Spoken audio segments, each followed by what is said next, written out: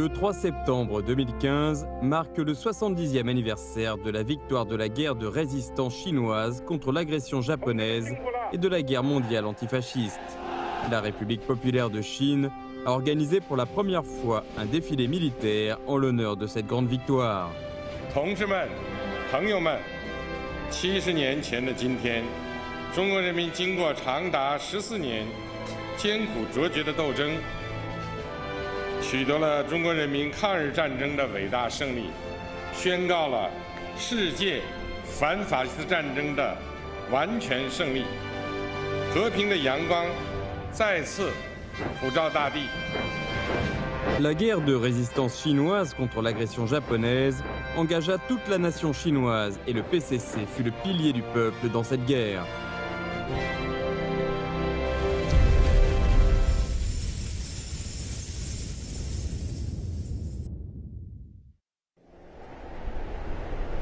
Le Japon préparait depuis longtemps son agression contre la Chine. Le 18 septembre 1931, l'armée japonaise dynamita un tronçon du chemin de fer près de Liujiahu. Elle posa sur l'armée chinoise la responsabilité de l'attentat et lança des attaques contre les troupes chinoises stationnées à Beitaing et la ville de Shenyang. Ainsi éclata l'incident du 18 septembre à la grande surprise du monde entier. Le gouvernement du Kuomintang adopta la primauté de la paix intérieure sur la résistance à l'agression étrangère et lança des opérations d'encerclement et d'anéantissement contre l'armée rouge, tout en demandant au général Zhang Xueliang, commandant de l'armée du Nord-Est, de ne pas résister aux envahisseurs japonais. En 4 mois, les impérialistes japonais s'emparèrent de plus d'1 million de kilomètres carrés de territoire chinois. Plus de 30 millions de Chinois vivaient désormais dans la douleur et la misère. 3 jours après l'incident du 18 septembre, le comité central du PCC publia une déclaration. Nous nous opposons à l'occupation des 3 provinces du nord-est chinois par les impérialistes japonais. Le comité central du PCC envoya un grand nombre de membres du parti dans le nord-est chinois. Au début de l'année 1933, des détachements de guérillas anti-japonais, commandés directement par le PCC, furent créés pour devenir les principales forces armées anti-japonaises dans la région. La lutte héroïque du peuple chinois dans le nord-est du pays marqua le point de départ de la guerre de résistance contre l'agression japonaise qui a duré 14 ans et le prélude de la guerre mondiale antifasciste.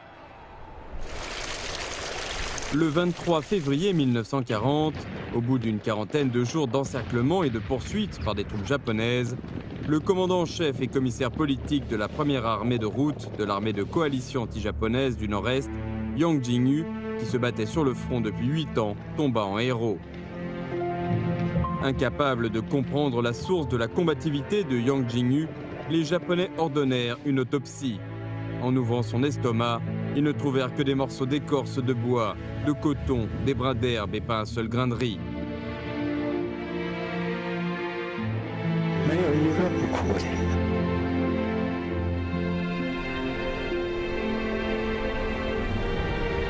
Le commandant japonais sur place, Ruichiro Kishitani, étonné, dit « La Chine a des soldats d'acier comme Yang Jingyu et ne tombera jamais ».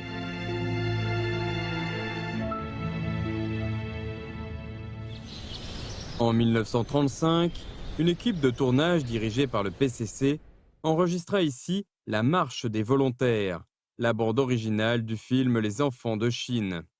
Elle fut composée par Nie sur des paroles de Tien Han, tous les deux membres du PCC.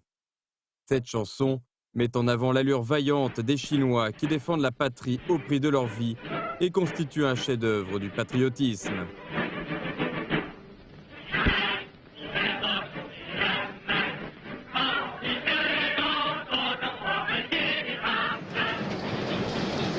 En 1935, l'armée japonaise intensifia ses opérations pour grignoter le territoire du nord de la Chine, plaçant la nation chinoise dans un moment extrêmement dangereux.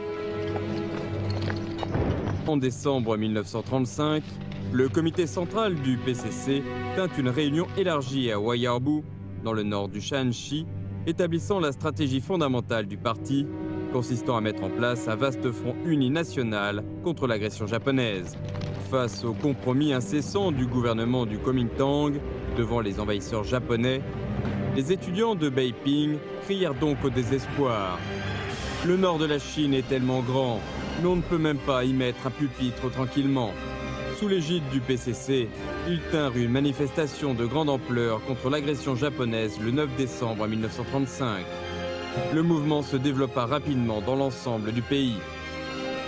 Le 4 décembre 1936, Chiang Kai-shek se rendit à Xi'an pour forcer le général Zhang Shuiliang et le général Yang Hucheng à lancer une opération d'anéantissement contre les communistes.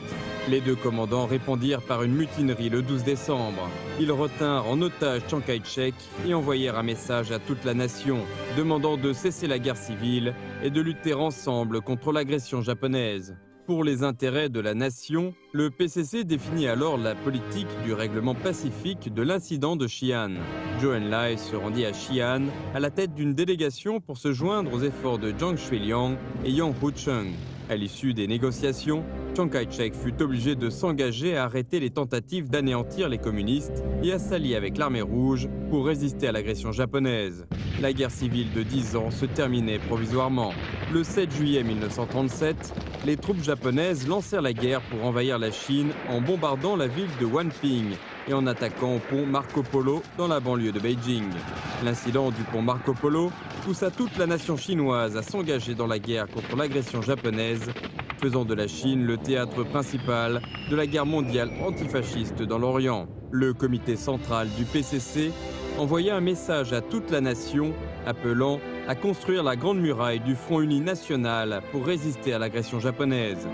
Le 15 juillet, Zhou Enlai fit parvenir la déclaration du comité central du PCC pour annoncer la coopération entre le PCC et le Kuomintang à Chiang Kai-shek. Le 22 septembre, l'agence de presse centrale du Kuomintang la publia. Le jour suivant, Chiang Kai-shek reconnut la position légale du PCC.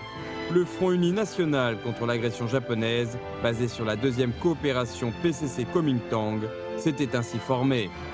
Le comité central du PCC tint une réunion élargie du bureau politique à Luochuan. Il y adopta le programme en 10 points du PCC pour résister au Japon et sauver la nation et avança la ligne de la résistance sur tous les fronts. En août 1937, le comité central donna l'ordre de transformer les forces principales de l'armée rouge en la 8e armée de route, les détachements de guérilla sous le commandement du PCC dispersés dans les provinces méridionales chinoises en nouvelle 4e armée. Fin août, la 8e armée de route traversa le fleuve Jaune pour monter au front contre l'agression japonaise en collaboration avec les troupes du Kuomintang. Le 25 septembre, sa 115e division remporta la victoire de sa première bataille au passage de Pingxingguan. 到了7点钟啊，天一光就打起来了。这战斗力强中强，把他一打，牵来了1000多人。 La grande victoire de la bataille de Pingxingguan est la première victoire importante de l'armée chinoise sur les agresseurs japonais. Elle mit fin à l'idée que l'armée japonaise était invincible et remonta le moral à tous les Chinois.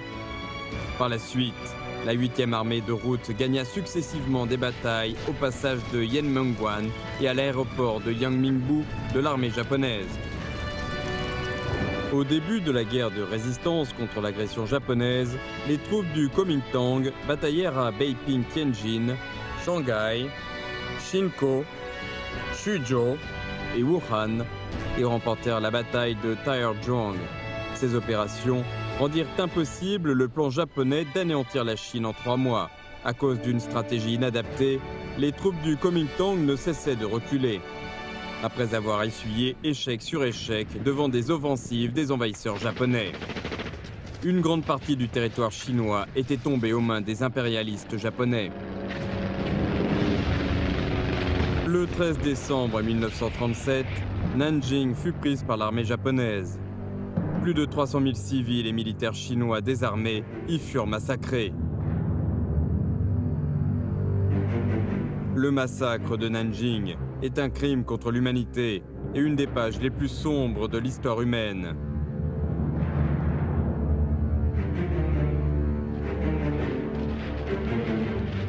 Les troupes japonaises envahissaient la Chine et la nation chinoise était en proie à la survie. Où aller à la Chine? Nombreux sont ceux qui se sentaient confus et perplexes. Les idées erronées comme « la Chine sera asservie » ou « la Chine remportera rapidement la victoire » parcouraient les rues.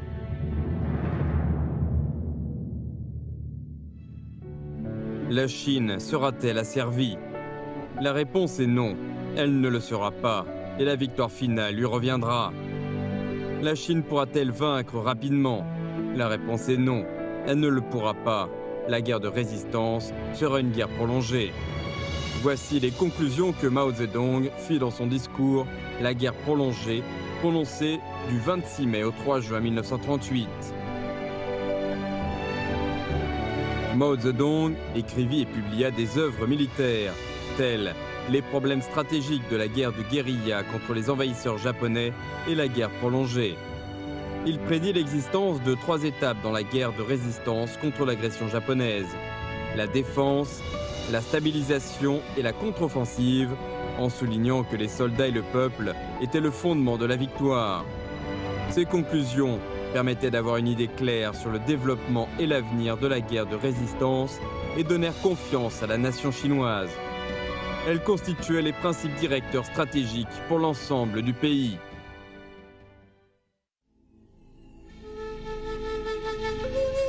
Au pied du mont Baota et au bord du fleuve Yan se trouve Yan'an, le phare du peuple chinois dans la guerre de résistance contre l'agression japonaise.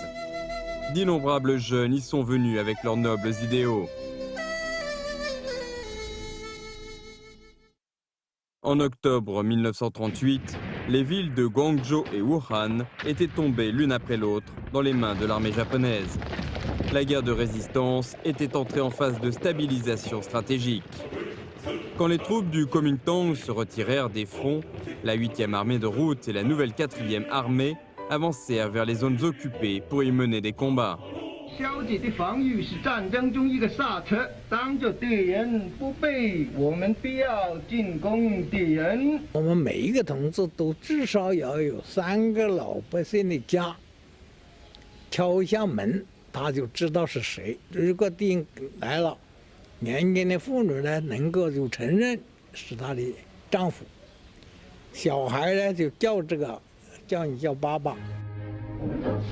Des montagnes jusqu'aux plaines, l'armée populaire pénétrait les arrières des envahisseurs japonais et établissait rapidement des relations étroites avec les populations locales.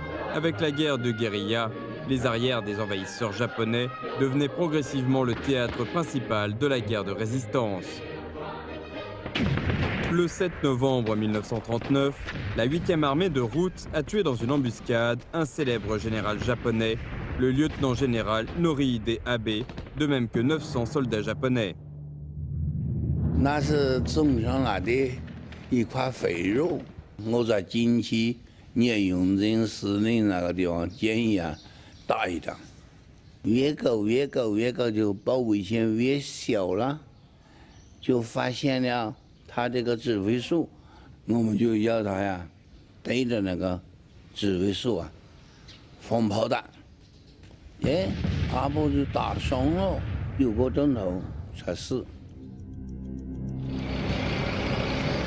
L'armée japonaise pratiqua la politique de cage. Elle encercla les bases de résistance et mena la politique dite « tout brûler, tout tuer, tout piller ». Pour briser l'encerclement dressé par l'armée japonaise, d'août 1940 à janvier 1941, la 8e armée de route mobilisa 200 000 soldats afin de lancer une offensive sans précédent dans le nord du pays. 105个团的时候，喷的白种子。好，下面不要讲了，不管105、100多少，我们就叫北潭大战。北潭大战呢，实际上开始是一个破袭作战，是破坏敌人的交通，袭击敌人的驻点。天天给他切断，每天晚上出去啊，切入一段。 这一段一口是15里地，分2个组，同时切断。 L'offensive des 100 régiments passait par la destruction du réseau de transport, la prise de points d'appui et les opérations contre le ratissage. Elle fut une grande victoire. Un parlementaire japonais déplora « Il faut mener une guerre de 100 ans pour éliminer les forces du PCC ». L'armée japonaise, enlisée dans la guerre avec les troupes chinoises, adopta la stratégie consistant à amadouer le Kuomintang par des offres politiques, en mettant sur le plan secondaire les attaques militaires contre son armée. Chiang Kai-shek était devenu passif dans la résistance. Il appliquait la politique dite « intégrer, prévenir et limiter le PCC » et provoqua l'incident de l'Anhui du Sud. En janvier 1941, le commandement de la nouvelle 4e armée et des troupes lui appartenant comptait 9000 personnes. En déplacement vers le nord sous l'ordre des autorités militaires du Kuomintang, ils furent attaqués en embuscade par plus de 80 000 soldats du Kuomintang. La plupart d'entre eux furent tués ou capturés. Le commandant Yeting fut retenu lors des négociations et son adjoint Chiang Ying fut tué. Chiang Kai-shek accusa à tort la nouvelle 4e armée de s'être révoltée et annonça sa destitution. Le PCC adopta alors une attitude défensive sur le plan militaire, tout en ripostant sur le plan politique et annonça la reconstitution du commandement de la nouvelle 4e armée. Le gouvernement de Chiang Kai-shek était désormais totalement isolé.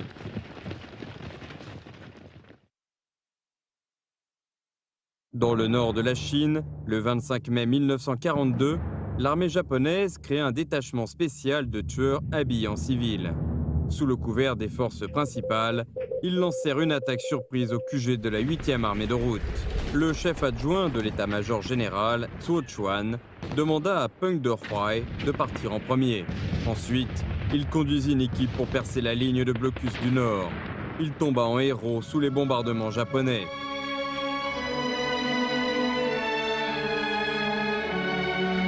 Zhuo Chuan est le commandant le plus haut gradé de la 8e armée de route, ayant sacrifié sa vie à la nation durant la guerre de résistance contre les envahisseurs japonais. Quand on donna son pistolet à Peng Dehuai, celui-ci fondit en larmes. C'est l'unique photo de famille que nous avons de Zhuo Chuan. La petite fille qui n'avait pas encore 100 jours ne pouvait pas savoir que c'était la dernière fois qu'elle voyait son père.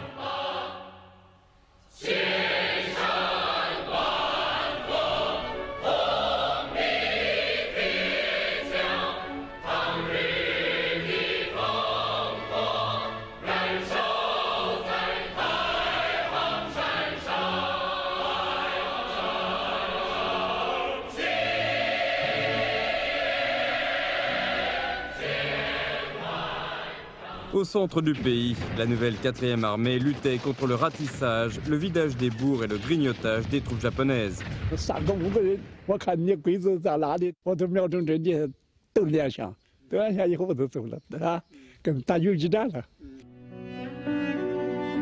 Le 18 mars 1943, au village de Liu-Laozhuang, la 4e compagnie de la 3e division de la nouvelle 4e armée se battit contre l'ennemi du matin au soir pour couvrir le déplacement des cadres du PCC et d'une grande partie de la population locale.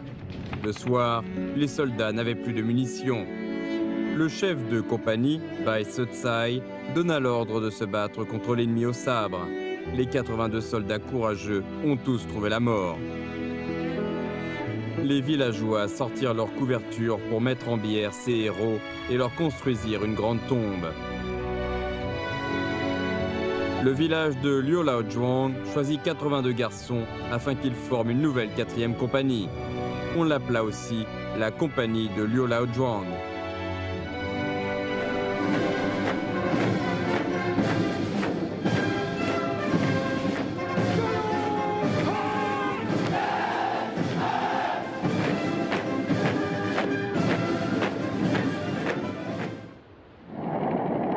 Pendant la deuxième moitié de l'année 1941, la guerre mondiale entra dans sa phase critique. En Chine, l'armée japonaise multipliait les opérations d'encerclement et de ratissage contre les bases de résistance. La sécheresse et le fléau des criquets rendirent la situation encore plus difficile. Le PCC appliqua 10 politiques majeures, à savoir la réduction des effectifs militaires, la simplification de l'administration, une direction unifiée, le soutien au gouvernement l'attachement au peuple, la réorganisation de la composition des administrations, la réduction des loyers et des intérêts et la promotion de la production. 我预想两个办法，你们看哪个办法好？一个办法把这个改善了，大家会干，啊，还有个办法嘛是自力更生，克服困难。 Travaillons avec nos propres mains pour nous nourrir et nous habiller. À Yan'an et dans les bases de résistance, un mouvement massif pour le développement de la production voyait le jour. La 359e brigade de la 8e armée de route, commandée par le chef et commissaire politique Wang Jun, procéda au défrichage de Nanniwan. En peu de temps, cette localité autrefois inhabitée était devenue le grenier du nord du Shaanxi. 解决了普通改善生活的问题，解决了减轻人民政府和人民的负担问题。 À partir de 1941, le PCC lança le mouvement de rectification, qui consiste à s'opposer au subjectivisme, au sectarisme et au style stéréotypé pour améliorer les manières d'apprendre, de travailler et d'écrire du parti. C'était un mouvement d'éducation marxiste à la portée profonde au sein du PCC.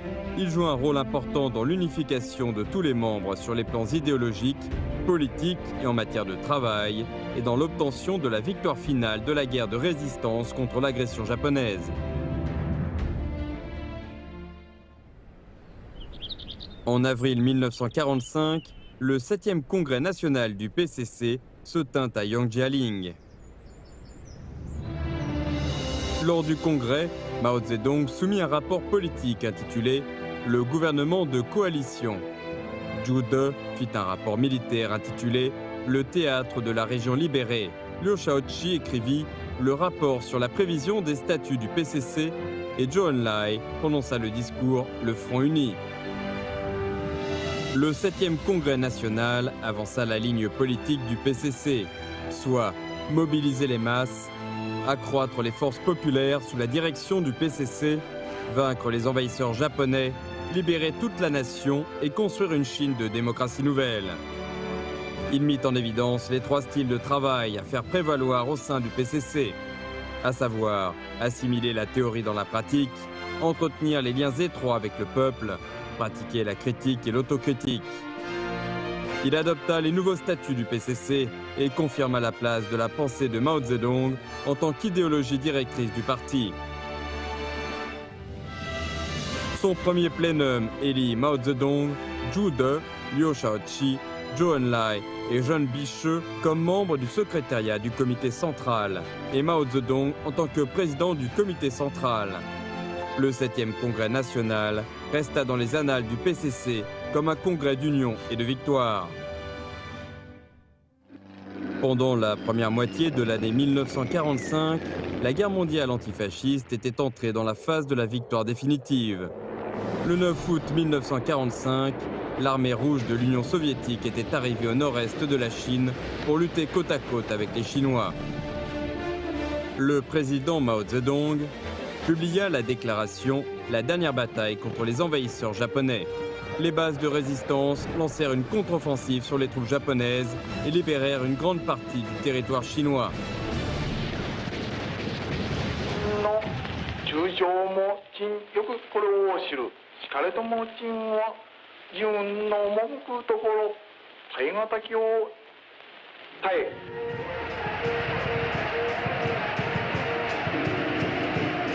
La guerre de résistance du peuple chinois contre l'agression japonaise est la première victoire totale de la libération nationale pour la Chine depuis les temps modernes. L'armée et le peuple chinois payèrent un lourd tribut de 35 millions de blessés et de morts, ainsi que d'immenses pertes matérielles. Sa victoire poussa la nation chinoise à se réveiller, renforça la position de la Chine dans le concert des nations et fit gagner à la nation chinoise une haute réputation. Durant la guerre de résistance contre l'agression japonaise, les forces armées commandées par le PCC ont mené 125 000 combats, éliminé 1 714 000 soldats ennemis, dont 527 000 japonais, construit 19 bases de résistance et libéré près d'1 million de kilomètres carrés de territoire et 100 millions d'habitants. L'armée populaire comptait désormais 1,32 million de soldats et la milice 2,6 millions de personnes. Dans cette lutte grandiose et d'une âpreté inouïe, les communistes chinois se sont toujours battus vaillamment au front pour apporter de l'espoir à la sauvegarde de la nation chinoise. Comme Mao Zedong le dit dans son rapport, le gouvernement de coalition, sans les efforts du Parti communiste chinois, sans les communistes chinois qui servent de piliers pour le peuple, il aurait été impossible à la Chine de conquérir son indépendance et d'obtenir sa libération. Il lui aurait été impossible également de réaliser son industrialisation et la modernisation de son agriculture.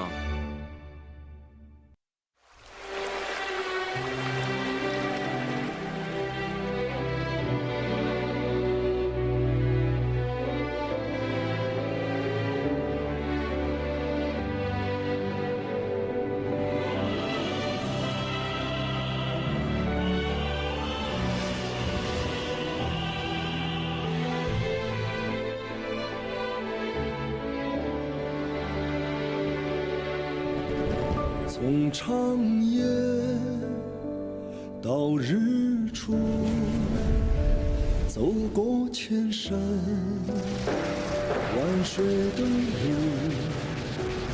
每一步都是信仰足迹，烙印下新中国版图，从贫弱到富强，走出复兴，为业征途，每一天都有奋斗牺牲，只为人民拥抱幸福，凭着心中坚定信念，敢叫日月换新天，雄关漫道，风雨无阻，汇聚起中华儿女同向前。